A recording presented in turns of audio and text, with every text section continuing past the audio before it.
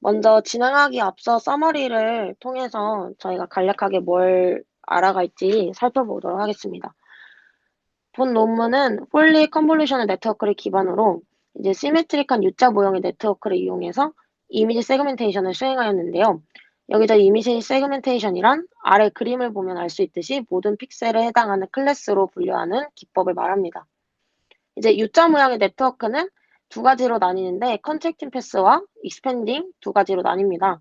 컨트랙팅 같은 경우에는 우리가 흔히 아는 컨볼루션 네트워크를 사용하면 되고 익스펜딩 같은 경우에 이제 이따가 설명하겠지만 그때 이제 설명해 드리겠습니다. 네. 그리고 익스펜딩을 진행할 때 컨트랙팅 패스로부터 로컬 정보를 가져오는 컨케이트 데이트를 이용해서 좀 더 세밀하게 세그멘테이션을 도왔습니다. 마지막으로 데이터 어그멘테이션을 이용해서 데이터 부족을 해결하고 이미지 변형에 대해 로버스트로 하도록 했습니다. 네. 이제 보통의 컨볼루션 네트워크는 분류를 위해 수행하지만 많은 비주얼 태스크에서는 사진을 단지 분류하는 것을 넘어서 클래스별로 로컬리제이션 하는 것이 중요합니다.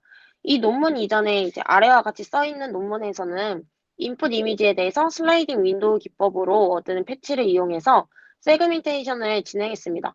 근데 이 방식은 패치끼리 겹치는 부분이 너무 많아서 비효율적이라고 생각해서 이 논문에서는 오버래핑이 되지 않도록 패치를 떼오고 패치 사이즈에 따른 트레이드 오프를 극복하기 위해 여러 레이어의 아웃풋을 동시에 고려해서 로컬리제이션과 컨텍스트 두 가지를 놓치지 않았다고 언급되어 있습니다. 이제 해당 그림이 논문의 네트워크 구조인데 어, 이전 발표 내용이었던 FCN과 비교했을 때 오른쪽 파트에 해당하는 업샘플링이 크게 차이나는 것을 볼 수 있습니다. 단순한 인터폴레이션 방식으로 업샘플링을 하지 않고 이제 어컨볼루션과 컨케이트 데이트를 이용해서 레졸루션을 효과적으로 높였습니다. 그림의 가운데 회색 선이 컨케이트 데이트를 이용해서 업샘플링을 수행할 때 이제 컨택팅 패스 데이터를 가져와서 컨볼루션을 진행하는 것을 확인할 수 있고요. 해당 네트워크에는 풀리 커넥티드 레이어가 없어서 픽셀로 이루어진 세그멘테이션 맵을 얻을 수 있게 됩니다.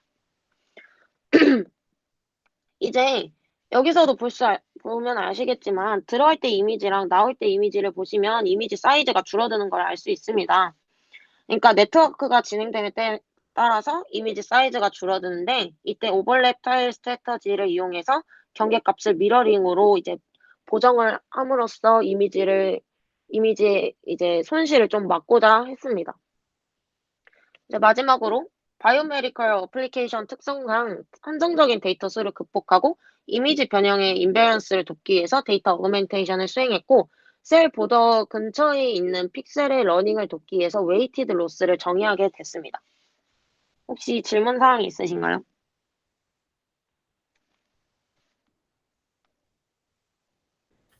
혹시 질문 하나 드려도 될까요? 네네네. 그러면은 이게, 조금 뒤에 나올 내용일 수도 있는데, 네네네. 그 바이오메디컬에서 이미지 세그멘테이션을 적용하기 위한 네트워크잖아요. 아, 네.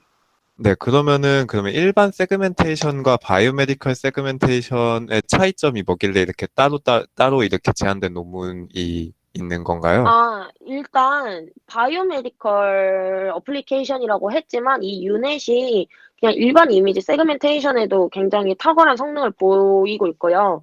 그리고 차이점이라고 말하면 바이오메디컬 같은 경우에는 그러니까 생각을 해보면 환자 데이터 같은 경우에는 되게 한정적이니까 저희가 그냥 얻을 수 있는 이미지 수보다 굉장히 적거든요. 그래서 데이터 수 자체가 엄청 적어요.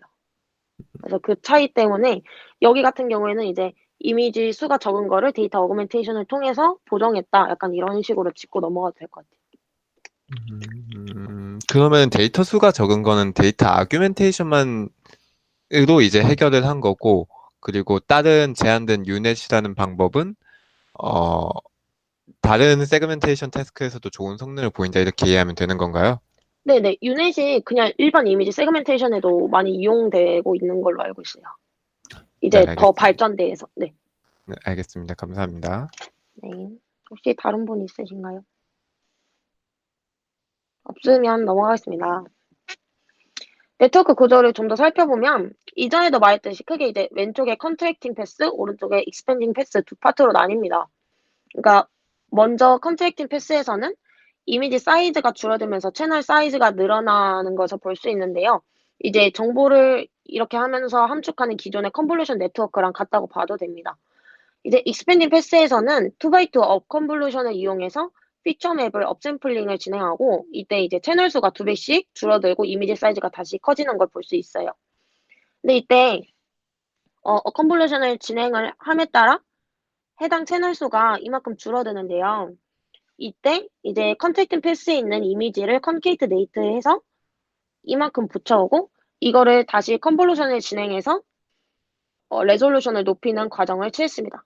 그리고 마지막에는 기존과 다르게 원바이원 컨볼루션을 진행해서 원하는 채널 수로 줄입니다. 여기 같은 경우에는 이제 클래스 개수가 두 개거든요. 폴그라운드 클래스랑 백그라운드 클래스 해서 두 개로 줄이게 됩니다. 트레이닝을 볼 건데요. 이제 본 논문에서는 패치 사이즈를 그러니까 최대한은 아니고 패치 사이즈를 크게 해서 하나의 이미지에 대한 배치 사이즈를 줄여서 효율성을 높이고 그다음 모멘텀을 사용해서 업데이트할 때 이전 데이터에 대한 영향력을 높였습니다. 그리고 트레이닝에서 코스트 펑션을 구하는 텀을 살펴보면 소프트믹스랑 크로스 엔트로피를 같이 사용을 했는데요. 이제 특정 채널 K에서 픽셀 X의 액티베이션을 이용해서 소프트맥스를 구하고요. 이거를 이용해서 다시금 크로스 엔트로피 로스 펑션을 구했는데 이때 웨이트 텀이 추가가 됩니다.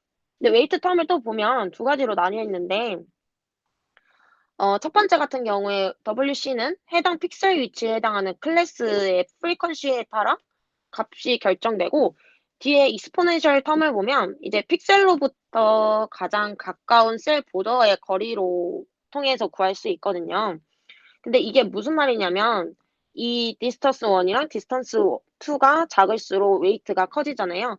그러니까 즉 픽셀 위치에 따라서 가중치를 달리 부여하겠다는 의미로 픽셀 S가 만약에 세포 사이에 존재하면 이 디스턴스가 짧게 나와서 웨이트가 크게 주게 되고 이게 커지면 당연히 이제 로스 펑션은 커지게 되니까 업데이트를 좀 더 스트릭하게 진행되도록 도와줍니다.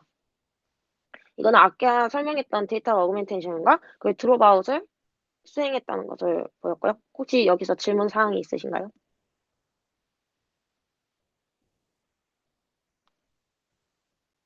없으면 넘어갈게요. 그래서 실험은 총 3번 진행했는데 첫 번째로 EM 세그멘테이션 챌린지에서 와핑 에러랑 랜드 에러, 픽셀 에러를 3가지 지표로 평가한 결과를 알 수 있습니다. 여기서 이제 에러 텀이 좀 낮게 나옴을 보였고 특히 이전에 슬라이딩 윈도우 기법으로 수행한 것이 이 랭크 3거든요. 랭크 3랑 비교했을 때 성능이 나아짐을 보였습니다. 그리고 두 번째랑 세 번째는 IOU를 측정한 결과로 아래와 같이 가장 좋은 성능을 보인 것을 확인할 수 있었습니다. 네. 세 번째 같은 경우에도 제일 나음을 보일 수 있고요. 그래서 마지막에 정리해보면 유넷 구조는 바이오메디컬 세그멘테이션 분야에서 획기적인 네트워크 구조와 이제 데이터 어그멘테이션을 통해서 이미지 부족을 어느 정도 해결하면서 좋은 성능을 보였음을 알 수 있었습니다. 네, 저희 발표는 끝났고 혹시 질문 사항 추가적으로 있으신가요?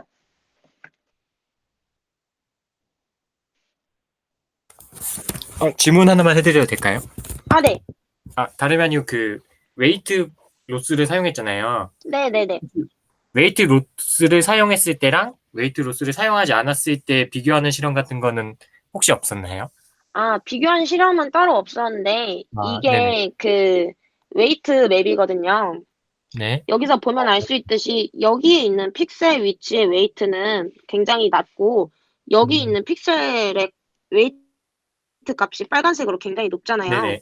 그 말은 뭐냐면 이제 여기에 해당하는 픽셀의 제 가중치를 크게 줌으로써 로스를 더 크게 줬다 해가지고 여기 위치에 있는 픽셀에 대한 업데이트가 좀 더 잘 되게 했다라고 볼 수 있어요. 근데 이거를 비교를 한 거는 찾아보지 음, 않아서 잘 모르겠습니다.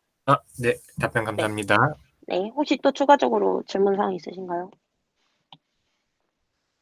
네, 혹시 네. 지금 보고 계시는 페이지에서 데이터 아규멘테이션을 사용했다고 했는데 네네. 어떤 데이터 아규멘테이션을 사용했는지 혹시 논문에 나와 있었나요? 어, 아마 그냥 우리가 아는 그게 이제 셀 이미지에서요.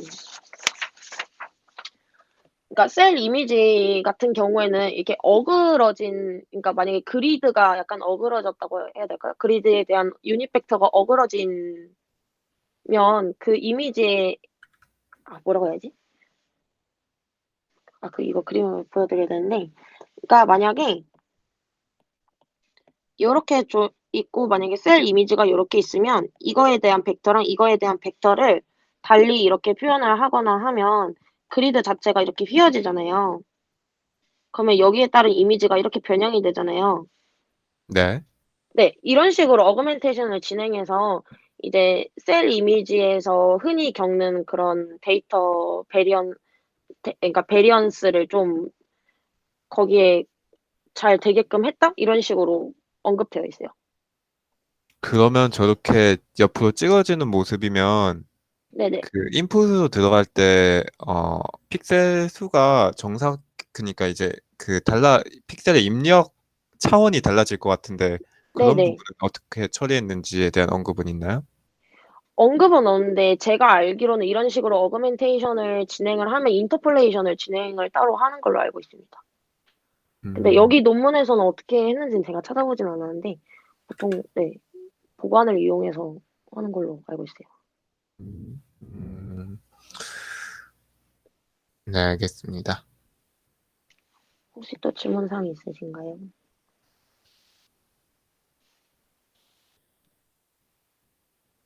없으면 발표를 끝내도록 하겠습니다. 네, 그럼 저희 한 3분 정도